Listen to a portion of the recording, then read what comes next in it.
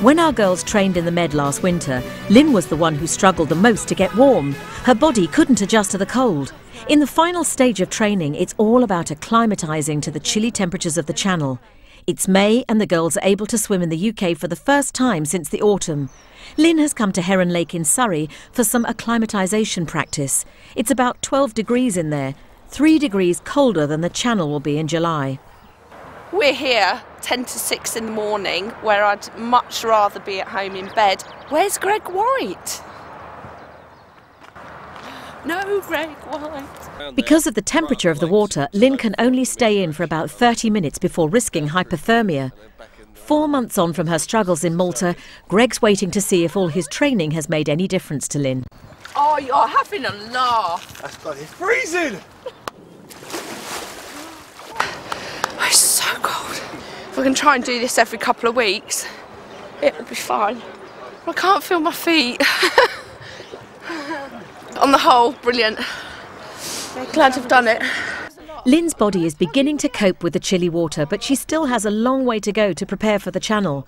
To keep all our challengers motivated, Greg has brought the girls to Portsmouth to rehearse the relay, with a swim to the Isle of Wight. And I've joined them for moral support. This is a crucial day for us, really, because what we're going to do today is we're actually going to take a look at the technical side of relay swimming and what we're actually going to be doing in the Channel. So we're going to be testing it exactly what we're going to be doing on the day, okay? So we're going to have one of you in the water for an hour, the rest of the girls are outside cheering on, and then after the hour, second girl's going to get in, and essentially what you need to do is then swim past the girls in the water, and that's then your leg starting, and then you're in for an hour. Little bit apprehensive, because obviously this is the first time we'll have done a relay as exactly like we're going to swim the Channel, so a little bit apprehensive what it's going to throw up, but we'll just get in there, get out and have a big Mars bar at the end. It's a good practice, it's a good chance to rehearse, you know, it's a good chance to have a feel of what it'll be like on the day. Nervous, excited, wanting to go home, wanting to stay, kind of all emotions at the moment.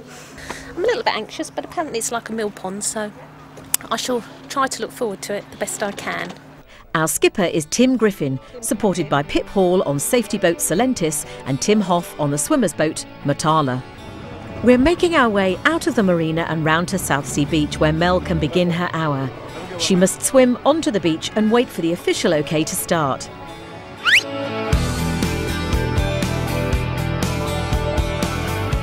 All this sea traffic is just like the conditions our challengers will face in the Channel, the busiest waterway in the world. Unfortunately, this is going to be one of the hazards when we swim today, because the ferries keep on coming and we're very little in the water compared to them. That is scary, because underwater, all you can hear is the loudest drone you've ever heard. And because she's not breathing to her right, she doesn't know what it is. To keep this crossing within official guidelines, the girls mustn't touch the boat or anyone in it when they stop for a drink. Nice work, Mel. Hey, that's 30 minutes done. Good luck, honey. Off you go! And when one girl gets in the water to take over the relay, they must swim up behind the other and past them before the first girl can fall back to the boat.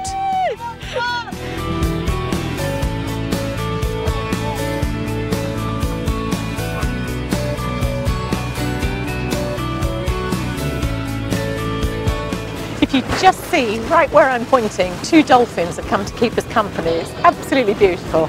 The first to be spotted in the Solent for 30 years. It's got to be a good sign. 10 minutes, Lynne. How you feeling about it? Yeah, not too bad. You think about setting off at a nice, steady pace, things are nice and easy, yeah? Okay.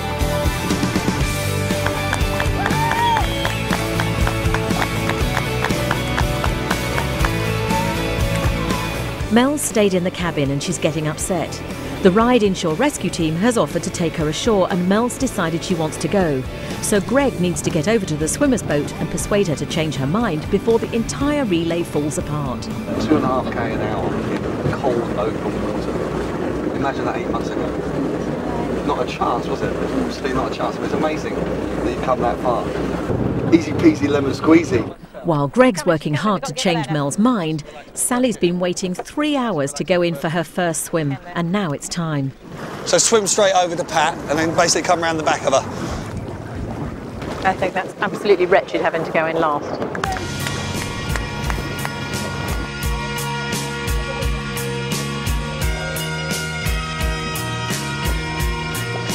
It's crunch time. In the relay, each girl has to get in at least 3 times. Everyone has swum once and we're back to Mel. Will she go in for Greg? We ready to rumble? Get yours on quick. Wet coffee back on. Come on, let's go. Come on, Melly Mel. Yeah, you know. Come on, Mel. You love it. Right, let's go.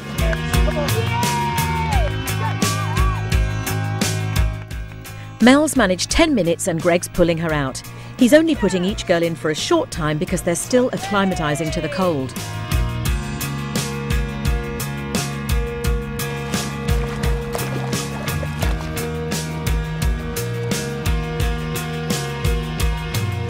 Go on, Pat. To the boat. That's your 5. It's Mel's 3rd turn in the relay, but she's ignoring Greg's pleas for her to try again. Go on, Mel, you know you want to. Mel's not budging, so Pat's up next. Last chance saloon. 2 minutes. No. 1 minute. I really don't want to go in. I really don't. Really don't. You're not going to regret it when you go home and beat yourself up and go, I wish I had. No, I just don't. Are you sure? All right, if you don't, you don't. But we could all swim together. If you really don't want to, Mel, it doesn't matter. Don't be under any pressure, but if you want to. I just don't want to go back in. Right, No, well, don't right, then. that's fine. Then There's don't. no point. Despite all our encouragement, Mel is standing firm. She's been in twice and can't be persuaded again. Pat's done her 3rd swim and wants to stay where she is. So it's all up to Lynne and Sally now. Should we do it together, Sal? Yeah. Okay. This is the last time. But the tide has turned, just like it will do in the channel, and the girls are swimming against it. We've been out here for over 5 hours, and the current is carrying us further down the coast. We can see the town of Whyte, but we can't get to it. Then suddenly, we're moving again. They're almost there, almost there, almost there. Lynn standing up. Sally's up. Hooray! Lynne and Sally have made it to the Isle of Whyte. It's taken them 5 hours and 20 minutes to cover 4 miles. Mel and Pat couldn't be coaxed back in, and that's worrying for Greg. In the relay, they have to go in every time they're asked, or it won't be an official channel crossing. Oh my God, when I came out it was just unreal, but and it was so cold as well. It was just cold, it's horrible. It's just psychologically getting back in again and having another go. I was glad I did get back in finally, but I don't think I could have done any more today. That I know what I need to do now to sort of get myself ready to go back in again. I can feel my enthusiasm coming back, and you know, really enjoyed it, and yeah, it's great. You were on your own today, so it took a while to get going, but I just felt very, very cold on the hour.